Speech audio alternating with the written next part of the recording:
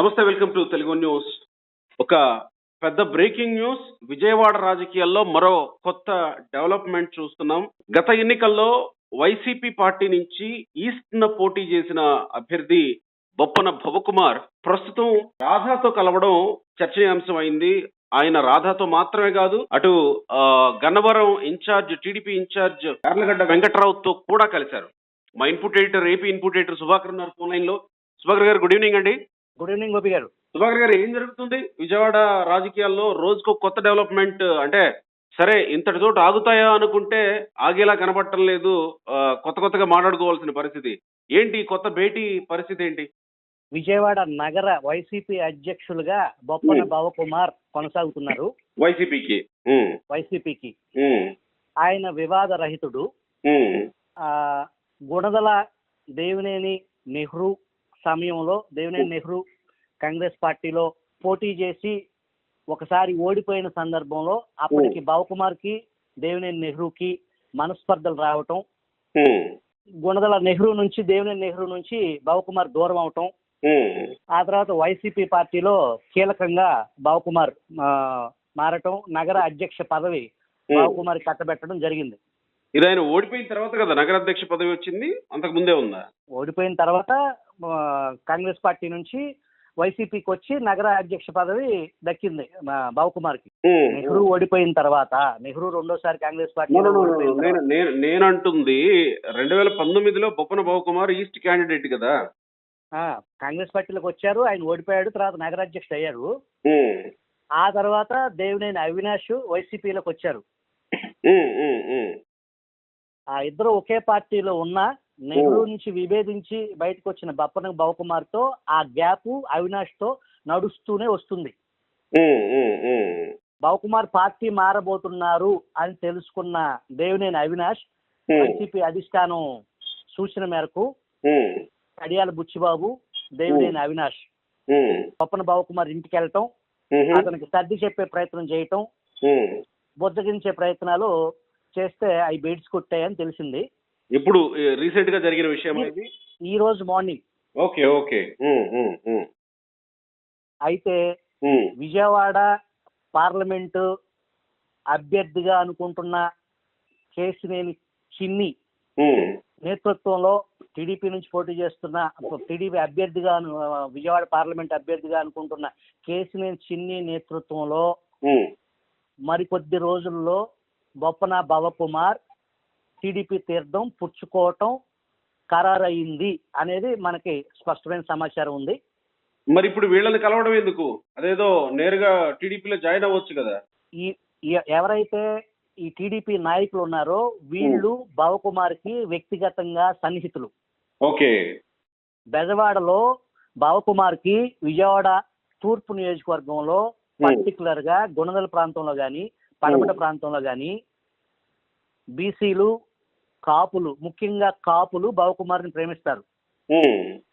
అందులో భాగంగానే సన్నిహిత సంబంధాలు టీడీపీలో వంగవీటి రాధా కొనసాగుతున్న, భవకుమార్ వైసీపీ నగర అధ్యక్షులుగా ఉన్న రాధాతో వ్యక్తిగత సంబంధాలు, సన్నిహిత సంబంధాలు కలిగి ఉన్నారు ఈయన. దానికోసం నేను మీ పార్టీలోకి వస్తున్నాను అనే సమాచారాన్ని ఫోన్ కాల్ ద్వారా కాకుండా కర్టసీ విజిట్ గా వెళ్ళి జాయిన్ అవటానికి ముందే తన మిత్రుల్ని కలిసే ప్రణాళికలో భాగంగా, దీంట్లో ఇంకో చెప్పుకోదగిన అంశం, వంగవీటి రాధానే కాదు, యార్లగడ్డ వెంకట్రావుని కలిశాడు. రేపు సారథిని కూడా కలవబోతున్నాడు. ఎవరు? పార్థసారథినా? పార్థసారథిని కూడా బొప్పన భవకుమార్ కలవబోతున్నారు. అంటే ఈయన ఏమన్నా టికెట్ ఎక్స్పెక్ట్ చేస్తున్నాడా? బేషరతుగా పార్టీలో జాయిన్ అవుతున్నాడు అనుకోవాలా ఈ పరిస్థితులను బట్టి? కేశినేని చిన్ని ఇచ్చిన హామీ మేరకు, చిన్ని సూచన మేరకు, అక్కడ వాళ్ళిద్దరి మధ్య ఏం జరిగిందనేది మనకు తెలియదు, కానీ కేశినేని చిన్ని చూసిన మేరకు ఆయన టీడీపీ తీర్థం పుచ్చుకోవటానికి మనస్ఫూర్తి అంగీకారం తెలిపినట్టు మనకు తెలుస్తుంది.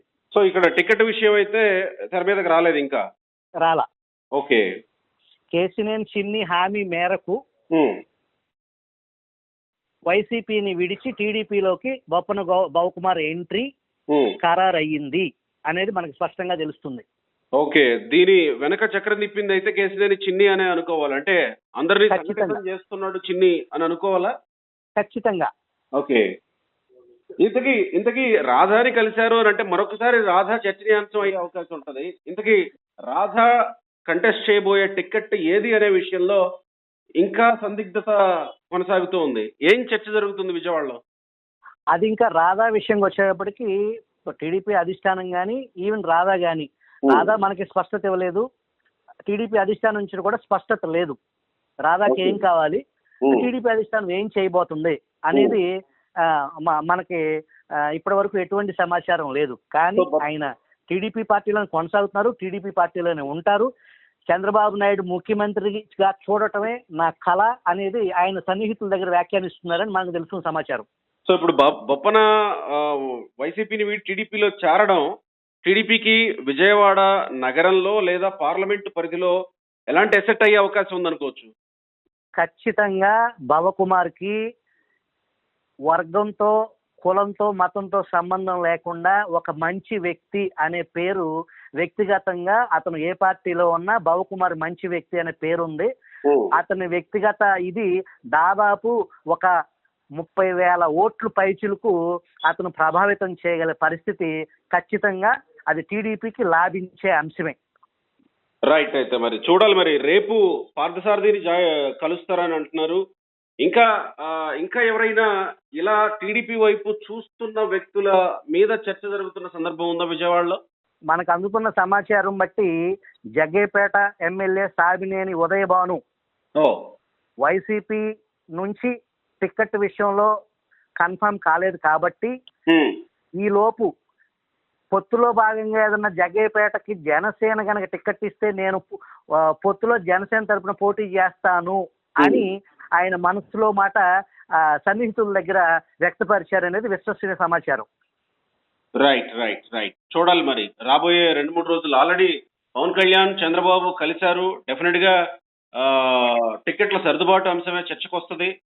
సో ఈ నేపథ్యంలో ఎవరెవరైతే ఆశావహులు ఉన్నారో వాళ్ళంతా కాస్త వేగంగా నిర్ణయాలు తీసుకునే అవకాశమే కనబడుతుంది. ఆ నేపథ్యంలోనే మీరు చెప్పిన ఈ 2 అంశాలు కూడా కావచ్చు సుధాకర్ గారు.